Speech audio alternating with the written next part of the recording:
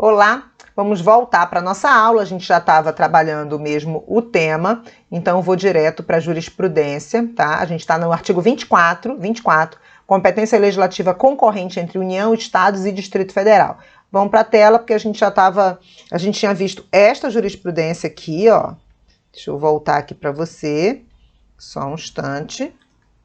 Opa, a gente estava vendo essa. E aí a gente vai ver mais essa e dar continuidade ao artigo 24. Então, vamos lá. Lei 7.737, de 2004, do Espírito Santo, uma lei estadual, né? Garantia de meia entrada aos doadores regulares de sangue, acesso a locais públicos de cultura, esporte e lazer. Competência concorrente entre a União, Estados e DF para legislar sobre direito econômico. A questão de gratuidade está dentro do direito econômico, né? Controle das doações de sangue e comprovante de regularidade. Secretaria de Estado de Saúde, constitucionalidade da lei, ok? Essa lei estadual do Espírito Santo é constitucional. Vamos lá, voltando, estamos ainda no artigo 24, competência legislativa concorrente entre a União mais Estados membros, né? Mais DF, tá? São esses três entes. Então, compete concorrentemente à União, Estado e DF legislar sobre produção e consumo, legislar sobre floresta, caça, pesca, fauna, conservação da natureza, defesa do solo e dos recursos naturais, proteção do meio ambiente e controle da poluição. Eu gosto muito de comentar isso aqui. Olha só. Isso aqui é meio ambiente, né? Esse item aqui é tudo aspectos do meio ambiente. Então, é interesse geral cuidar do meio ambiente? É. Mas é interesse regional também? É. E aí, quando você fala em geral, você tem, por exemplo, o Código Florestal, ok? Florestas, aqui você tem o Código Florestal. Código Florestal, lei federal, ok? Dispõe de maneira geral, tem interesse geral e dispõe de forma geral sobre florestas. Mas aí eu te pergunto, será que os aspectos florestais do Amazonas são iguais aos aspectos florestais de Santa Catarina? E será que eles são os dois iguais ao de Mato Grosso do Sul? E será que é igual aos aspectos florestais, por exemplo, do Piauí? Não, não é? A gente vive num país que é continental, que nós temos aspectos florestais, de fauna, climáticos, de hidrografia, de relevo, de índice pluviométrico, de cultura, e essa cultura do povo, né, reflete na cultura de exploração também da natureza. É claro que a natureza meio que é vocacionada para, né, ela pode ser vista como vocacionada para determinadas explorações, mas o nosso comportamento em relação à natureza também vai dar resultados diferentes. Então imagine se tivesse um Código Florestal geral com a mesma regra aplicada ao Brasil inteiro. Tá entendendo? Então, o que eu estou tentando fazer para você aqui, quando eu falo da teoria da predominância dos interesses, eu já falei dela há alguns blocos, é você perceber isso na prática, porque aí não precisa você ficar lendo e lendo. Claro que já disse para você, a gente está estudando aqui, eu trago nessas aulas a Constituição inteira, mas você tem que fazer a sua parte de estudar sozinho ou sozinha, tá? Mas eu quero que você estude entendendo, porque se você estudar entendendo, você otimiza o seu tempo. Aí você não precisa ficar decorando, aprendendo esquema. Não, eu entendi que realmente é lógico. Como é que é o comportamento da população do estado do Pará frente à sua floresta, certo? E como é que é a floresta no estado do Pará? E como é que é a floresta no estado de São Paulo? E como é que é o comportamento da população, certo? Tem extrativismo vegetal, tem pecuária, tem turismo, ecoturismo, turismo ecológico, como é que é, certo? Então, tudo isso vai ser legislado de forma específica em cada estado, complementando o Código Florestal Lei Federal. Esse raciocínio serve para todos os temas, tá? Aqui no artigo 24 é sempre assim. A União legisla sobre normas gerais e os estados e DF legislam de maneira específica, tá bom? Vamos lá, para a tela. Proteção ao patrimônio histórico, cultural e artístico, turístico e paisagístico, ok? Responsabilidade por dano ao meio ambiente e ao consumidor, a bens e direitos de valor artístico, estético, histórico, turístico e paisagístico. Jurisprudência. A aula é cheia de jurisprudência mesmo, que é para você se habituar com ela. Lei 1315 de 2004 do estado de Rondônia. Você vê que nesse assunto eu trago muita jurisprudência, eu trago jurisprudências de leis de vários estados. Você vê que eu não repito sempre do mesmo estado, que é para a gente perceber que essa regra é aplicada no relacionamento entre todos os entes federativos. Trouxe até Rondônia, tá? Ainda há pouco eu trouxe Espírito Santo, eu trouxe Santa Catarina, lei de Santa Catarina, enfim, estou trazendo do Brasil inteiro, né? Então, lei 1315 de 2004 do estado de Rondônia, que exige a autorização prévia da Assembleia Legislativa para o licenciamento de atividades utilizadoras de recursos ambientais, consideradas efetivas e potencialmente poluidoras, bem como capazes, sob qualquer forma, de causar degradação ambiental. Condicionar a aprovação de licenciamento ambiental à prévia autorização da Assembleia Legislativa implica indevida interferência do Poder Legislativo na atuação do Poder Executivo, não autorizado pelo artigo 2º da Constituição. Aí, o artigo 2º da Constituição é aquele que fala da independência e harmonia entre os poderes, tá? Precedente, a ADI 1505, já teve uma ADI discutindo isso. Aí compete à União legislar sobre normas gerais, olha só, compete à União legislar sobre normas gerais em matéria de licenciamento ambiental. 24, inciso 6 da Constituição. Então, neste caso, a lei estadual de Rondônia, ela foi considerada inconstitucional não porque ela legislou sobre meio ambiente, mas porque ela criou uma regra que discordou das normas gerais da União. E qual era essa regra? Submeter o licenciamento ambiental, que é administrativo, que é do Poder Executivo, à anuência do Poder Legislativo. Aí fere a independência e a harmonia entre os poderes, que está fundamentada lá no artigo 2º da Constituição, tá? Por isso que é inconstitucional essa lei, foi declarada inconstitucional em 2005. Não foi porque o estado de Rondônia não pode legislar sobre meio ambiente. Pode, mas ele excedeu as suas especificidades e foi para a norma geral. E norma geral é competência da União, tá bom? Vamos lá. Também compete à União, ao Estado,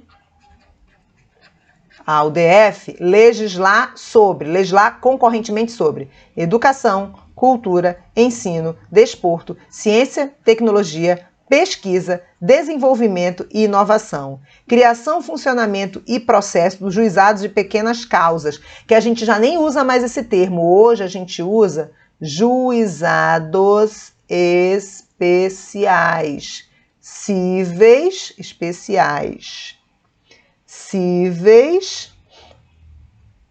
e criminais, ok?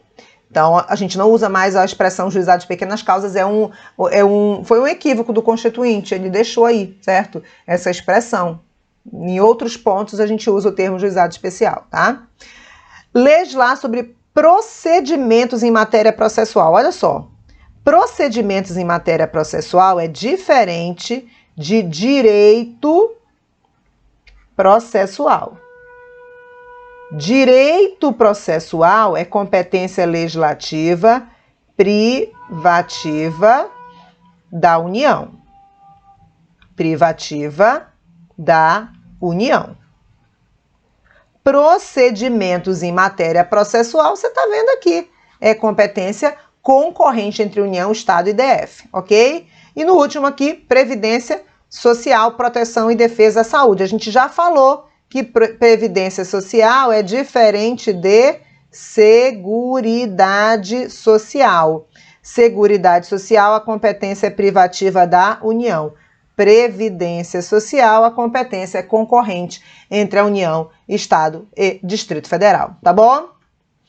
Outra jurisprudência, a competência dos Estados para legislar sobre proteção e defesa da saúde é concorrente à União. Então, o Estado pode legislar sobre proteção e defesa da saúde, e a União também. E nesse âmbito, a União deve limitar-se a editar normas gerais, conforme o artigo 24, inciso 22 e parágrafo 1º e 2º da Constituição. Não usurpa a competência da União lei estadual que dispõe sobre o beneficiamento de leite de cabra em condições artesanais, porque isso aqui é norma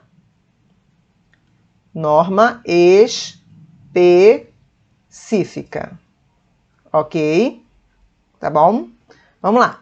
Legislar, competência legislativa da União, mais Estado, mais DF, tá?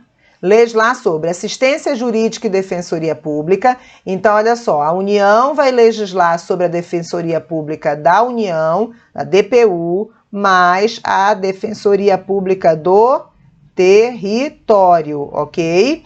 O DF vai legislar sobre a sua defensoria e cada estado vai legislar sobre a sua defensoria pública, tá? Lembra disso que a gente trabalhou no bloco anterior, no iniciozinho do bloco anterior, esse detalhe? A União só legisla sobre a DPU, a Defensoria Pública da União, que é dela mesma, né? E a Defensoria Pública dos Territórios. E cada estado, Rio de Janeiro, Defensoria Pública do Rio de Janeiro. São Paulo, legisla sobre a Defensoria Pública de São Paulo. Pará, legisla sobre a Defensoria Pública do Pará. Rio Grande do Sul, Defensoria Pública do Rio Grande do Sul. Distrito Federal, legisla sobre a Defensoria Pública do Distrito Federal, tá bom? Vamos lá. Legislar sobre proteção e integração social das pessoas portadoras de deficiência. O certo hoje é pessoas com deficiência. A gente tem um tratado internacional que mudou essa nomenclatura. Só que o texto da Constituição é um texto de 88 e ele não foi emendado para fazer essa correção, tá? Mas a gente tem hoje como termo usual e termo considerado correto pessoa com deficiência, tá? Proteção à infância e à juventude. Legislar sobre organização, garantia, direitos e deveres do servidor, das polícias civis, perdão, coloquei servidores públicos aqui. Vou reler. Organização, garantias, direitos e deveres das polícias civis, que não deixam de ser servidores, tá? Mas não está escrito aqui servidores, ok? Agora sim, os parágrafos do artigo 24 para a gente fechar. Olha só, isso aqui vai estabelecer as regras de relacionamento entre União, Estado e DF quanto à competência legislativa concorrente. Então, você tem assim, olha, no âmbito da legislação concorrente, a competência da União limitar-se a estabelecer normas gerais. A União não pode legislar sobre especificidades dos estados. Ela vai estabelecer normas gerais, ok? Vamos lá. A competência da União para legislar sobre normas gerais não exclui a competência suplementar dos estados. Presta atenção. A União, o normal, o correto é a União legislar sobre normas gerais e cada estado olhar aquela norma geral, usar como referência, repetir, às vezes, na sua lei estadual e acrescentar especificidades, ok? Então, a referência que o Estado tem é a norma geral da União. Mas a competência da União para legislar sobre normas gerais não exclui a competência suplementar do Estado. Presta atenção, se tem norma geral da União, o Estado vai complementar a norma geral, fazendo a sua norma específica para atender às suas peculiaridades. Mas essa competência da União para legislar sobre normas gerais não impede que o Estado suplemente. Sabe por quê? Porque a União pode não legislar sobre determinado assunto.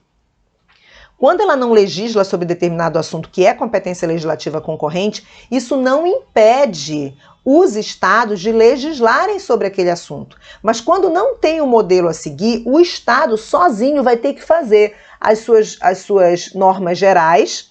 O que é uma norma geral, Karina? São diretrizes, certo? São princípios. Ele vai fazer as normas gerais para aplicar para si e vai fazer as suas especificidades, ok? Por isso é que o parágrafo 3º diz que a competência da União para legislar sobre normas gerais não exclui a competência suplementar dos estados. Se tem a norma geral, o Estado não vai suplementar, ele vai complementar. Mas se não tem, isso impede o Estado de suplementar? Não, ok? E aí o parágrafo 3º complementa esse raciocínio. Ele diz assim, olha, inexistindo lei federal sobre normas gerais, ou seja, a União não cumpriu o seu papel de fazer a norma geral, os estados exercerão competência legislativa plena. Mas para quê? Para atender às suas peculiaridades. Então, não existindo a norma geral, o Estado vai olhar aquela norma geral como modelo a seguir. Não existindo norma geral, ele não tem um modelo. Aí ele tem competência legislativa plena. Mas para quê? Para legislar para o vizinho? Para o Estado vizinho? Não, para legislar atendendo às suas peculiaridades, ok? E aí, o último parágrafo aqui, olha. A superveniência de lei federal. O que é a superveniência? Quando vem depois, né? Cadê minha canetinha? Tá aqui. A superveniência de lei federal sobre normas gerais suspende a eficácia de lei estadual naquilo que lhe for contrário, no que lhe for contrário. Então, se a União não legislou sobre determinada matéria, tá? Não legislou sobre Código Florestal. Isso impede o Estado do Rio de Janeiro, por exemplo, de legislar sobre Código Florestal? Não impede. Aí o Estado do Rio de Janeiro legisla, faz as suas normas gerais, faz as suas normas, suas generalidades sobre o assunto, né? Conceito, princípios, diretrizes, aí vem com as normas específicas, só valendo para o Estado do Rio de Janeiro. Aí 10 anos depois a União resolve legislar sobre florestas. A União pode legislar sobre florestas? Normas gerais? Pode. Ela não pode fazer especificidades para o Rio de Janeiro, mas sobre normas gerais ela pode. Aí ela legisla. Quando ela legisla, ela não pode revogar a lei estadual fluminense. Não pode. Mas ela pode suspender a eficácia de artigos da lei federal, da lei estadual fluminense, que lhe são contrários, ok? Apesar da lei estadual fluminense ser anterior, ela legislou sobre generalidades do tema quando podia, mas agora já tem uma lei federal trazendo generalidades sobre o tema. Então, se há divergência entre elas, as generalidades que prevalecem são as generalidades de quem teria competência desde o início, tinha competência desde o início para legislar sobre normas gerais, que era a União. Então, cuidado que isso cai em prova, tá? A superveniência de lei federal sobre normas gerais suspende a eficácia de lei estadual no que lhe for contrário. Não revoga, tá? Não é revogação.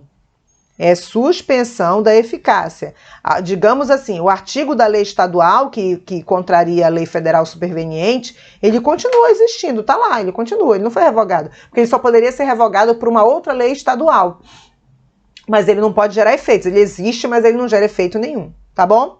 Aí a gente fecha o artigo 24, tá? E a gente entra no artigo 25, que fala sobre os Estados-membros, né? 25, 26, 27 e 28 fala sobre Estados-membros. É bem pouquinho, tá? A gente começa dizendo o seguinte, que a gente já lembra disso. Estado-membro tem, na teoria da predominância dos interesses, interesse regional. Então já vou anotar aqui para você, tá?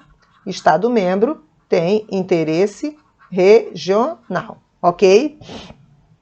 E a gente vai acrescentar também que o Estado-membro, ele tem competência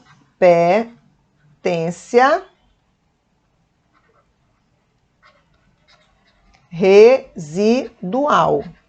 Porque é do Estado-membro tudo aquilo que não lhe é vedado pela Constituição. É competência do Estado-membro, é bem do Estado-membro, tudo aquilo que não lhe é proibido pela Constituição, ou que não é, aliás, o que não é proibido pela Constituição. Por quê? Porque não é privativo de outro ente. Porque se for privativo de outro ente e não for do interesse regional, é óbvio que não vai ser do Estado. Agora, não é de ninguém e é do interesse regional, aí é do Estado. Sobrou para ele, remanesceu para ele, certo? Residuou para ele, tá?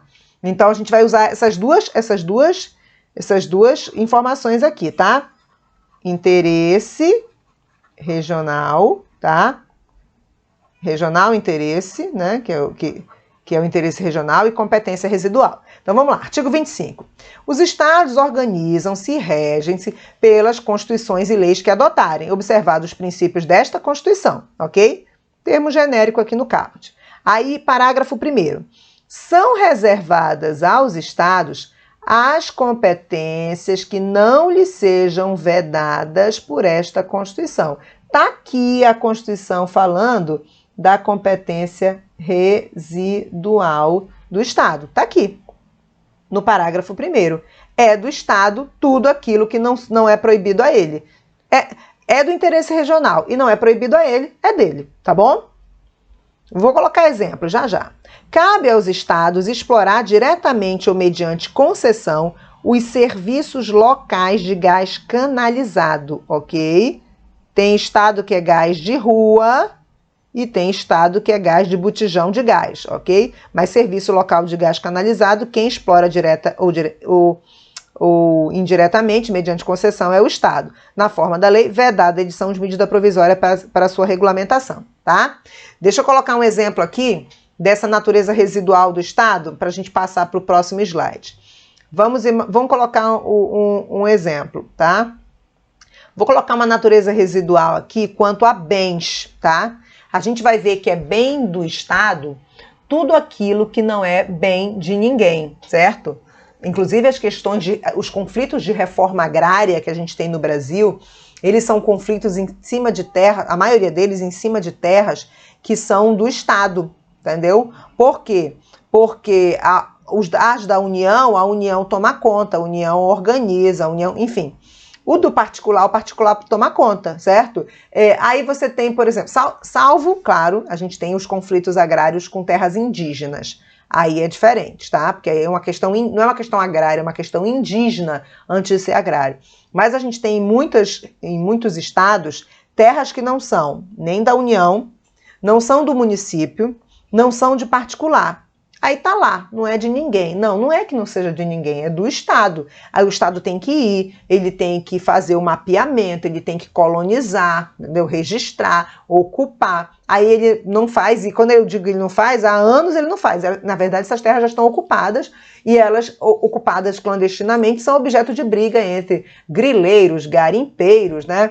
Garimpeiros, a gente tem a questão também do conflito com a União, porque o minério é da União, mas muitas vezes a terra ali, ela é uma terra que é do Estado e o subsolo é da União, porque só descobrem, né, a questão da garimpagem artesanal, eles vão descobrindo, alguém descobriu e vai no boca a boca e começa ali aqueles conflitos. Na hora que a União toma conta, não é dela, deixa eu desapropriar essa terra porque no subsolo tem minério, aí fica sendo dela e ela concede para uma mineradora, quando é, por exemplo, as regiões em que a Vale do Rio Doce faz a exploração, tá bom? Vamos lá, então. E aí eu vou trazer outras situações aqui para você dessa competência residual, principalmente em bens, tá? Vamos lá, deixa eu abrir aqui a tela para você. Vamos lá. Sabemos que os estados possuem competência legislativa concorrente, eu fiz um resuminho aqui para você. Concorrente, tá? No artigo 24, é concorrente com a União e DF. Competência administrativa comum, lá no 23, certo? Lá no 23, a competência administrativa comum entre a União, Estado, Distrito Federal e município, todo mundo, né? E competência residual, artigo 25, parágrafo 1º, que é isso que a gente está vendo aqui, tá?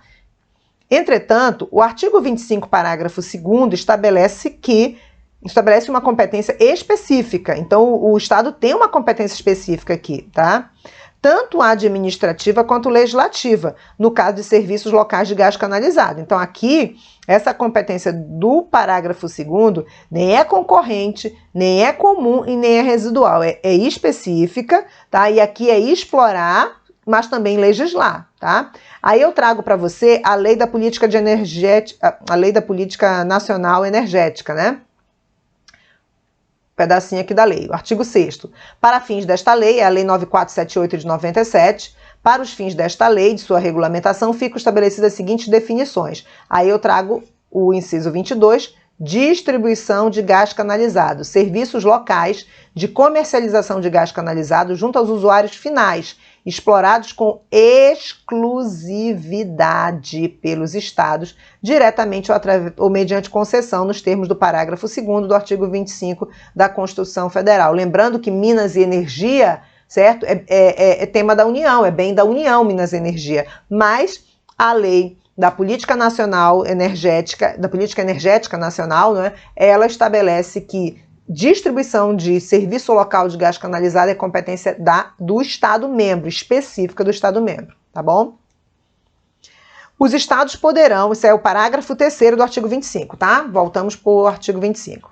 Os estados poderão, mediante lei complementar estadual, obviamente, instituir regiões metropolitanas, aglomerações urbanas e microrregiões, constituídas por agrupamentos de municípios limítrofes para integrar a organização, o planejamento e execução de funções públicas de interesse comum. Segundo Michel Temer, esses entes aqui, negritados, que eu vou já explicar para você, segundo Michel Temer, não são dotadas de personalidade jurídica, não têm administração própria ou governo próprio, ok? Aí eu trago aqui o conceito de cada uma delas, tá? Região metropolitana, aglomeração urbana e microrregião. Vamos lá. Região metropolitana é um conjunto de municípios limítrofes com características de urbanidade e com o município-mãe, certo? Então, quando a gente diz assim, a grande BH é a região metropolitana de Belo Horizonte. São municípios, conjunto de municípios limítrofes, BH e municípios limítrofes, com características de urbanidade e com o município-mãe, que é Belo Horizonte. Quando a gente diz a Grande Belém, certo? É a região metropolitana de Belém, certo? Eu posso dizer também região metropolitana de Belém, região metropolitana de BH, certo? Que é na verdade, o certo, tá? Eu estou dizendo a Grande BH, a Grande Belém, a Grande Porto Alegre, porque é comum as pessoas dizerem isso, né? Mas é a região metropolitana de Porto Alegre, a região metropolitana do Rio de Janeiro, a região metropolitana de São Paulo. No Rio de Janeiro,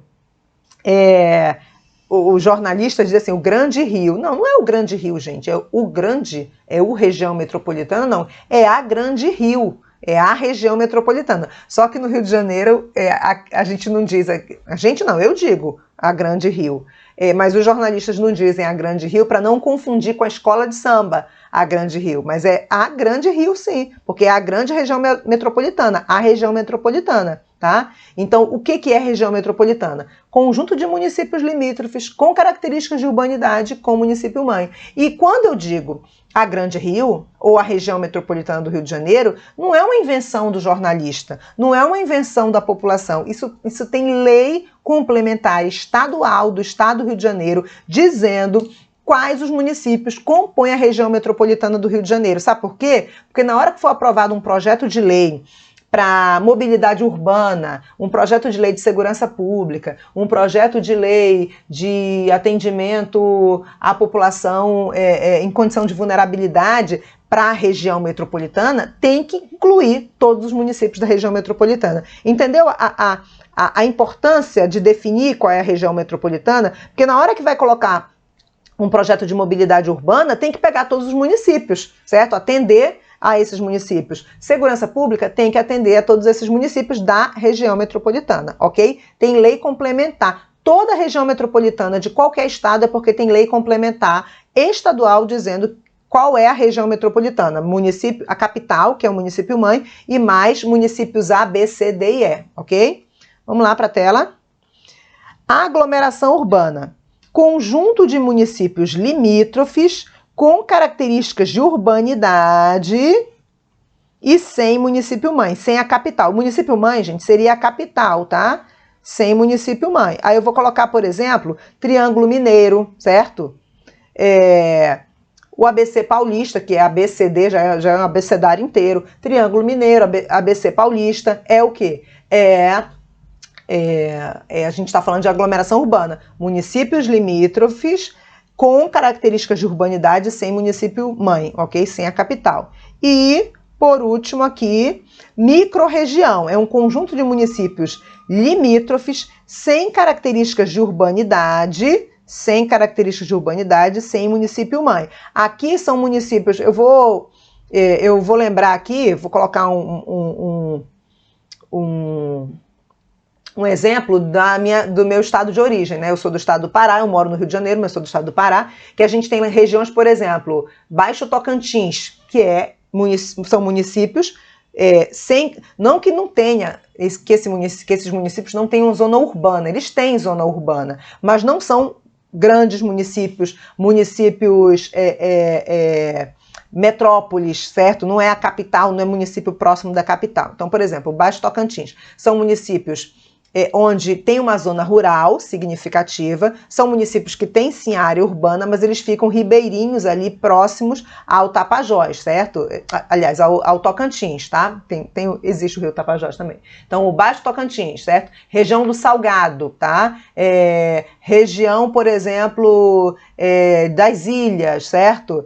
Então, a gente vai ter ali municípios de interior, né? Vamos chamar assim, que tem necessidades parecidas, tá? Então, a mesma coisa que a gente vai ver na região metropolitana ou na aglomeração urbana, que aqueles municípios limítrofes têm as mesmas características e necessidades, numa região também de interior, a mesma coisa.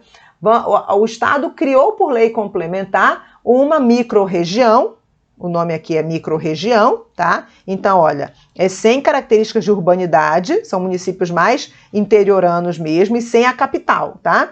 Então, vai criar, o Estado cria a micro-região por lei complementar estadual, tá lá, criada.